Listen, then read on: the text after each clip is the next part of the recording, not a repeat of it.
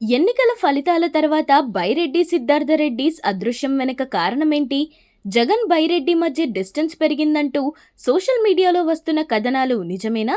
మాజీ మంత్రి బాలినేనిలాగే బైరెడ్డి కూడా పార్టీ మారే ఛాన్సెస్ ఉన్నాయా? పార్టీ మారితే చేరేది టీడీపీలోనా లేక జనసేనలోనా?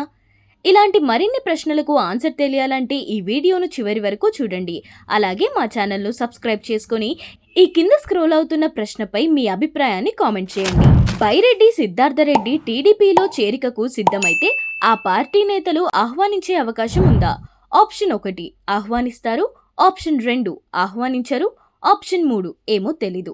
కాగా ఎలక్షన్స్ కు ముందు నిత్యం రాష్ట్రమంతటా కలియ తిరుగుతూ సోషల్ మీడియాలో హల్చల్ చేసిన బైరెడ్డి సిద్ధార్థరెడ్డి తాజాగా చేసిన వ్యాఖ్యలు పెద్ద దుమారునే రేపుతున్నాయి. ఆయన వ్యాఖ్యలు మాత్రమే చేసి ఊరుకోలేదు. ఏకంగా అధిష్టానానికి సలహాలు, సూచనలు చేయడంతో ఇప్పుడు ఆ సలహాలు, సూచనలు సంచలనంగా మారాయి.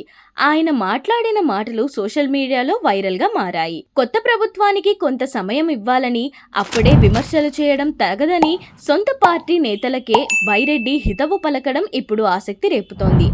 అధికార పార్టీకి అనుకూలంగా చేసిన ఆ వ్యాఖ్యల వెనుక అసలు కారణాలు ఏంటన్న చర్చ ఏపీ వ్యాప్తంగా ఇప్పుడు నడుస్తోంది.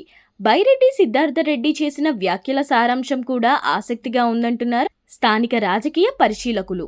మరోవైపు ఇటీవల జరిగిన హింసాత్మక ఘటనలపై వైసీపీ నేతలు ప్రస్తుత అధికార పార్టీ నేతల వ్యవహార శైలిపై ఫిర్యాదులు చేస్తున్నారు. చంద్రబాబుపై, లోకేష్ పైనే కాకుండా ప్రభుత్వంపై తీవ్ర స్థాయిలో విమర్శలు గుప్పిస్తున్నారు. ప్రభుత్వం చర్యలకు వ్యతిరేకంగా ఇప్పటికే గవర్నర్ను కలిసి వినతి పత్రాలు అందజేశారు. కొత్త ప్రభుత్వంలో శాంతి భద్రతలు క్షీణించాయని, రాష్ట్రంలో లోకేష్ రెడ్ బుక్ అమలవుతుందని, రాష్ట్రపతి పాలన విధించాలని డిమాండ్ చేస్తున్నారు.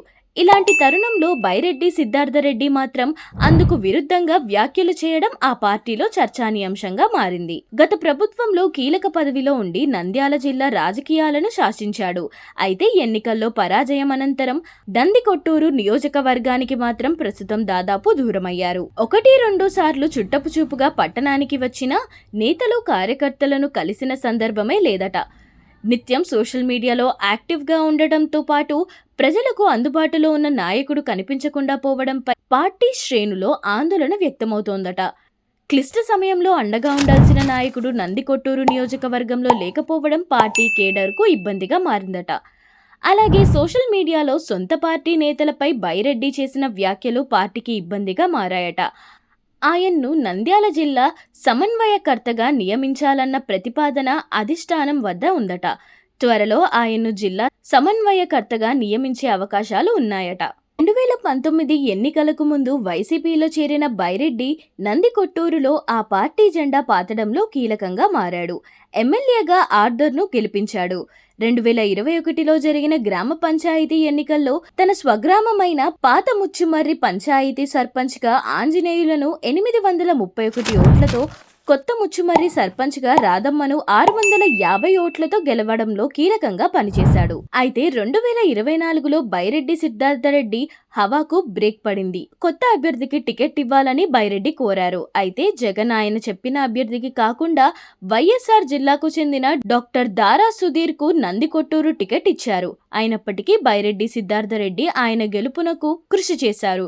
అయితే టీడీపీ అభ్యర్థి జయసూర్య చేతిలో సుధీర్ ఓడిపోయారు.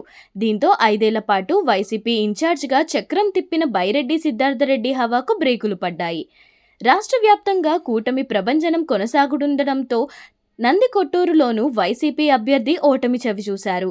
అప్పట్లో ఓటమిపై ఆవేదన చెందుతూ సోషల్ మీడియాలో తన అభిప్రాయాలను పంచుకున్నాడు బైరెడ్డి. అనంతరం నియోజకవర్గంలో దాదాపు కనిపించడం లేదు. అంతేకాకుండా నందికొట్టూరు మున్సిపాలిటీ ఇప్పటిదాకా వైసీపీ చేతిలో ఉంది. గత ఎన్నికల్లో మున్సిపాలిటీని వైసీపీ గెలుచుకుంది. అయితే ఇప్పుడు కూటమి ప్రభుత్వం అధికారంలోకి రావడంతో మున్సిపల్ చైర్మన్ సుధాకర్ రెడ్డితో పాటు 18 మంది కౌన్సిలర్లు, 2 కోఆప్షన్ సభ్యులు టీడీపీలో చేరిపోయారు. ఈ మేరకు మాజీ MLA Nandikotkur TDP incharge Byreddy Rajasekhar Reddy చక్రం తిప్పారు. బైరెడ్డి రాజశేఖర్ రెడ్డి ఎవరో కాదు, సిద్ధార్థరెడ్డికి స్వయాన బాబాయ్.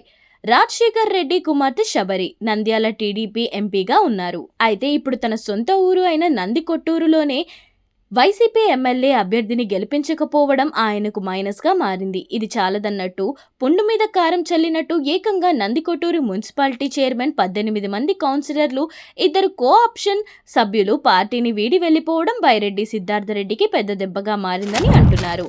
ఇదిలా ఉండగా బైరెడ్డి 4 రోజుల క్రితం సోషల్ మీడియాలో చేసిన వ్యాఖ్యలు పెద్ద దుమారం రేపాయి. దీంతో టీడీపీలోకి వెళ్తారనే ప్రచారం జరుగుతోంది. అయితే అవన్నీ ఒట్టి పుకార్లేనని, త్వరలో ఆయన నంద్యాల జిల్లా వైసీపీ సమన్వయకర్తగా బాధ్యతలు తీసుకుంటారు ఆ పార్టీ శ్రేణులు చెబుతున్నారు. అధికారంలో ఉన్నప్పుడు సంచలన వ్యాఖ్యలతో నిత్యం వార్తల్లో నిలుస్తూ వచ్చిన బైరెడ్డి అనంతరం అదే పంతాను కొనసాగించడం దేనికి సంకేతం? ప్రభుత్వానికి సమయం ఇవ్వాలని చెప్పడం వెనక అసలు ఉద్దేశం ఏంటి అన్న సస్పెన్స్ కొనసాగుతోంది. చూడాలి మరి భవిష్యత్తులో బైరెడ్డి ఎలాంటి నిర్ణయం తీసుకుంటారో. ఆయన వైసీపీలోనే కొనసాగుతారా లేక టీడీపీలో చేరబోతున్నారా అన్నది తెలియాలంటే మరికొంతకాలం వేచి చూడాల్సిందే.